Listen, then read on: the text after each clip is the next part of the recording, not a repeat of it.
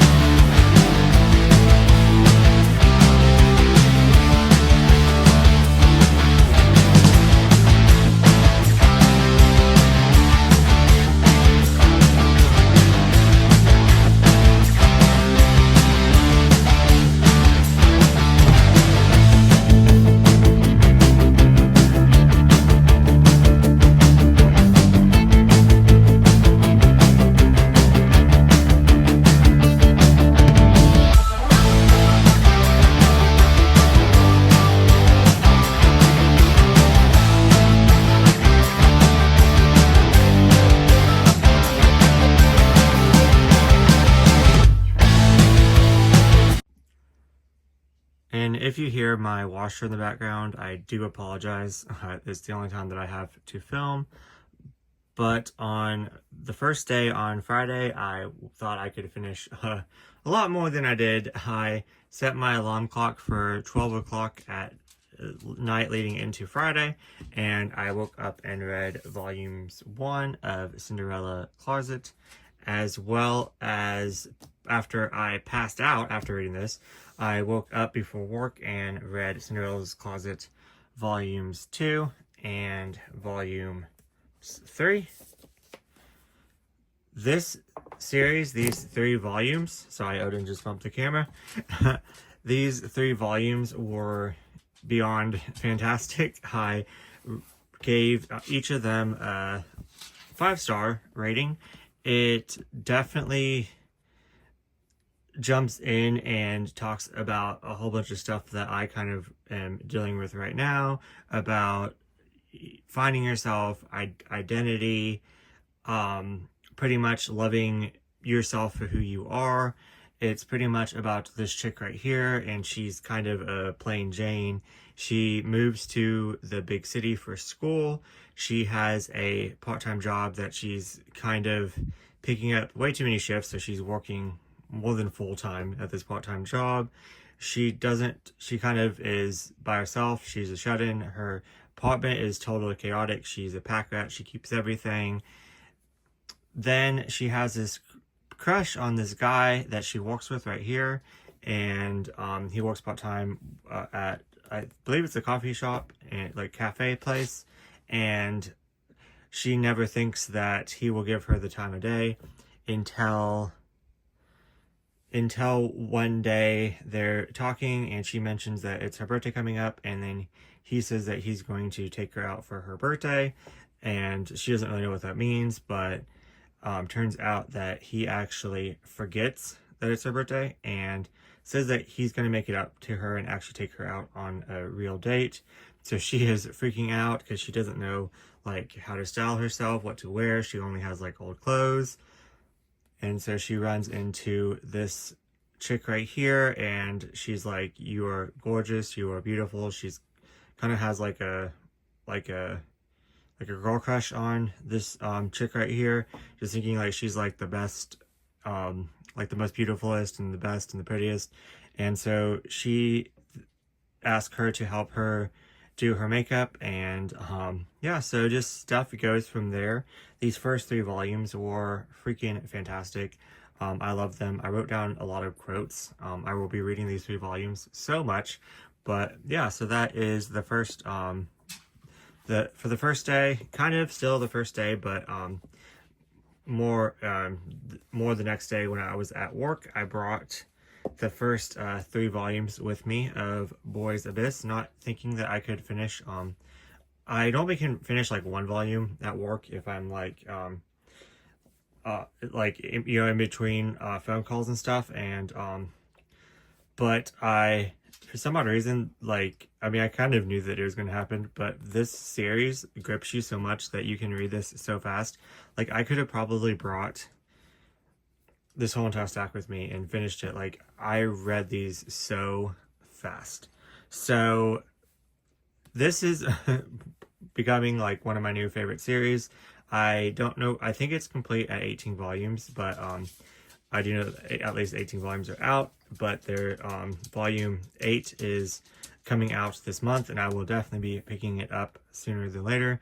I might actually just wait because I hate these cliffhangers at the end. I'll get into why. They're even 10 times worse than any other cliffhanger, in my opinion. But they have... I don't even know where I was going with that. So yeah, so I was going to, I might wait until, because volume 9's for pre-order, I might wait until volume 8 and 9 comes out and read them together.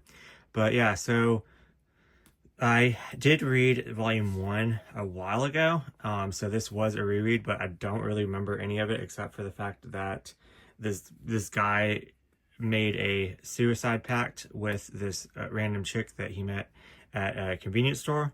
So it pretty much starts off with this college student right here. He kind of has a really hard like living situation. He lives with his mom, which his dad left before he was born. We find out a little bit later more into that, but his mom works full-time as a nurse, so she's gone a lot just to support the family. He lives with his grandmother, that a lot of the responsibility for her is pushed off on him. And then also, worst part of it all is that he lives with his abusive brother, that is kind of went, I forgot exactly, but I think he went like a little bit crazy, and so they kind of just put up with him being like really abusive. So they have to take care of him. He's a shut-in. He just stays in his room. If he doesn't get fed like what he wants to eat, then he goes off and like destroys the house and stuff like that. So they have to kind of like try to please him just to keep everything in line. So the house, because the house is already chaotic enough, so stuff like that. So he he has it rough. So to make matters worse, it just kind of shifts to him going kind of going through like high school, and he has these group of guys that are kind of bullying him and kind of making him like go do errands, and they want him to go buy some cigarettes for him. So he goes to his convenience store, buys, nothing of this is spoiled, like happens in the first volume. So I might speak spoilers later, but for right now I'm just trying to yeah. So hey Demona. Anyway, sorry. I get so distracted. But so he goes in this convenience store, and the worker will not sell him cigarettes, and he so he goes back, I think later or something like that, and meets up with her, and finds out that she is like giving food from the store to this supposedly homeless guy, and then he tells the chick his situation, and she gives him food to give to his brother, and then they start hanging out for some strange reason, and they agree to kill each, like they agree to commit suicide together, and it's just bizarre, and just like very emotional, and they just get really connected really fast, and that kind of all happens in the first volume. But yeah, so I will talk more about it here in a minute, but I read those that night. Then on Saturday we had a live stream for like in the late afternoon. We had Tony and me had a live stream for this readathon, and I ended up reading these 4 volumes right here, which this is the worst woman ever. Like, I hate her with a burning passion. If you read it, you understand. So pretty much continuing, I didn't know that I read these like right after I already kept talking about it, but pretty much continuing in this guy's life. Everyone that he meets is just kind of awful to him. Like, they pretend like they want to help, and they kind of have like, some of them have like redeeming qualities, and then once you kind of beat them up, like the redeeming qualities, once you walk them up and you start to actually care about them, or you know, have some sort of attachment to them, then they do something like freaking awful, and you just hate them even more than before. So yeah, I'll just tell you who some of these characters are. This is his teacher. Leave it at that. So yeah, it just gets worse and worse and worse. And there was I think it was in this volume, I about DNF'd it. I was like, I'm really interested in this story and this concept, but if something happened that was about to happen in this volume, then it was even too much for me. And I really love like dark and bizarre and twisted and messed up stuff, but I was like, if this happens, then I'm done.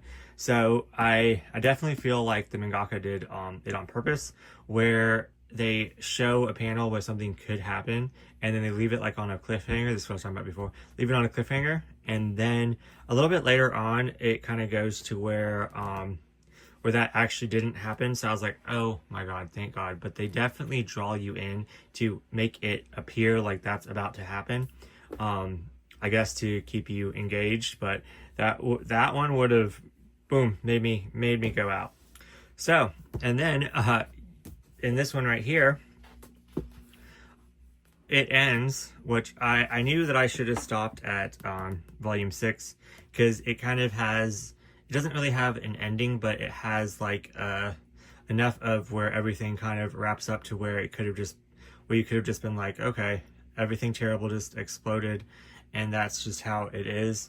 And I knew that I should have stopped there, but I kept going because I had one more volume, and boy, did this leave off on a freaking cliffhanger. This left off on a BL, like a BL moment. But I know from previous down here, not the BL, but where the mangaka loves to get you engaged and think it's something and then mess with your mind and it's not. So they definitely drew you in there. So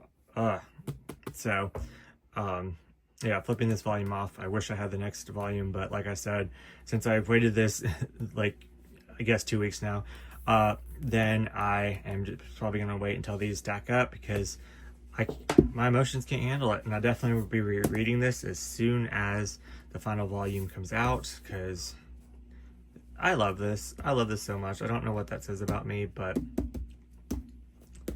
yeah.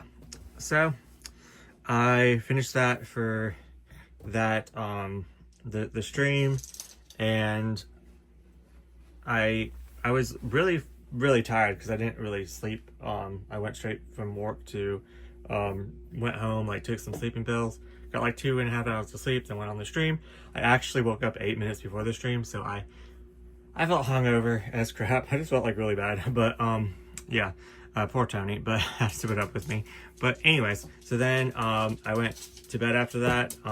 Then I woke up on Sunday, and I literally stayed in bed, and I read all these 5 volumes just back to back. Like, I just binged through. So without like a reading sprint or nothing, that's kind of impressive for me. Like, I know this is like 4 volumes, but we sprinted for quite a while. We sprinted for like 4 hours. Well, we were on the thing for 4 hours, but then we only sprinted for an hour and 45 minutes, which I think is good. So I finished 4 volumes in an hour and 45 minutes, and then I chilled a little bit too because I didn't want to. I was kind of burnt out. So then I finished all 5 volumes of this, and then like literally just woke up and just read this. This is so good. It's my girlfriend's child. It is pretty much about this chick right here, and she's 15, 16, and finds out that she is pregnant, and just her being kind of scared to tell her family, and telling her boyfriend, and then their family like drama, and some family members agree with like keeping the child, other ones want her to abort it, and just be like, you know, you can abort now and then have a future later. But yeah, I don't know how much I want to spoil this for you guys, but this is really good. It's kind of really kind of like sad and tragic, and it's kind of like a movie that moves like super like slowly, and the atmosphere is very like kind of not creepy. It's not scary at all. It's I'm trying to think. It's just very kind of slow pace, and it works very well for this series. But yeah, I highly recommend this, and he is a wonderful character. I will just throw that out there. But this is 10 volumes complete, so I think the 6th one just came out. I will be getting that one shortly. But my girlfriend's child, 5 stars. I loved it. There's just nothing wrong with it. I loved every single moment of it. I love how she's finding her voice and deciding for herself what she wants to do, which in what's going on now is this was kind of like a, you know, this is a good manga to read right now. So then I read volumes, I think it was, I read volumes, yeah, I read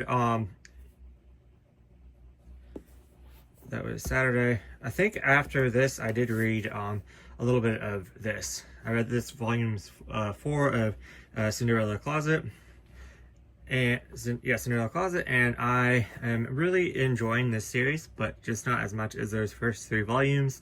Something happens to where I where she, see, I don't know how much I want to say. Let's just say that when in a manga, or just in any story in general, when there's not a build-up and a character just decides, like, pretty much wants something so badly and then goes after it and then gets that thing, especially when it's another person, then just decides like, oh, never mind, and there's not really much of an explanation. I know I'm gonna make people mad because I know this is a beloved series, but I don't know, it just really got to me. And I'm just like, I really was rooting for that relationship, and I loved the progress, and I love them getting together. Not that I didn't love the other character in the triangle. I love them so much, like one of my favorite characters, but I don't know, I just really wanted the other couple to stay together. They worked so hard on their relationship, and then she just woke up one morning and was like, never mind, I was just joking. I got what I wanted, and let's move on. So I don't know, did not care for that at all, but overall I'm still giving this series a 4. I did really like it. And then I kind of snuck this volume in as well. This one, the chick's mother visits, and stuff like that. So I am still, like, don't get me wrong, I'm still really enjoying this series. It just was a little bit of a bummer. So then I couldn't do sprints with Maeve, and Tony was like, I need to focus on reading, like, so I was like, well, I guess I'm not going to do sprints on Sunday. But I luckily I was talking to Marg, and she's like, let's do sprints together. I was like, yes, absolutely. So somehow I finished this volume. I don't know how, but I snuck that one in. Same opinion. Yeah, same opinion. Like, I hate to leave off on like a negative note, because I did really enjoy the series a lot. I do still recommend it. It ends at 8 volumes. It gives a really positive message of just being yourself, and like wearing what you like, not really caring about other people, and then the fact that it's okay to find confidence in things, and it's okay to go out and do those things to make yourself feel confident. It's wonderful. I recommend this a lot. So don't let me, don't let I just kind of wanted to leave on a positive note with that. Get this series, recommend. It's good. And I will definitely be rereading it again, because I really enjoyed it. Okay, so then for the I still had these 4 volumes to go for the sprints that Morgami did, and I started with because I just kind of needed a break from this series, especially like what happened. And okay, my hold from my library just came in. Sweet. And I just got another hold. I don't know. I'm not gonna have enough time to do both. But anyways, Bless was really good. It was a lot like this one in the sense of like makeup and fashion. Kind of reminded me, I don't know, of Paradise Kiss. It Boys Run the Riot. Definitely should probably make like a little thing recommending series with makeup. I think that'd be kind of fun. But this was really good, so I really liked it. I gave it 4 stars overall. It was probably my least favorite read of this whole entire 3-day like readathon, but with that said, I loved everything so much. So it definitely, it being the weakest, is still a really good thing. So yeah, it's just these people that do makeup and modeling, and one is one's supposed to be, these 2 people kind of trade places. One's supposed to be a model, one's supposed to do makeup, and they just kind of switch. So yeah, it was a really fun time. And honestly, by this point right here, I was done reading. Nothing with the manga, but 20 volumes in 3 days, I was like, I'm done. And kind of like how I only read like 3 the first day. If I read like 4 or 5 the first day, then I would have been more spread out, and I wouldn't have felt that way. But I kind of forced myself through this volume, and my friend was like, you got this. And then I forced myself to read this, and I finished around like 8:30, 9 o'clock on Sunday night. So yeah, I did it. I completed this reading challenge, and I did my whole entire TBR. So I thought that I did really well, and I definitely want to do this again with Tony. It was so much fun. I'm so glad that I actually, accomplished it and got so much read, and I found so many new favorites. Like, this is 5 stars, this is 4 stars, this is 5 stars, every single one. And then this is the first 3 volumes are 5 stars, then the rest are 4 stars. So I guess 4.5. I don't know how to do that. But anyways, thank you so much for watching. And what did you read over the weekend? Did you get a lot accomplished? And yeah, I will see you guys in next video.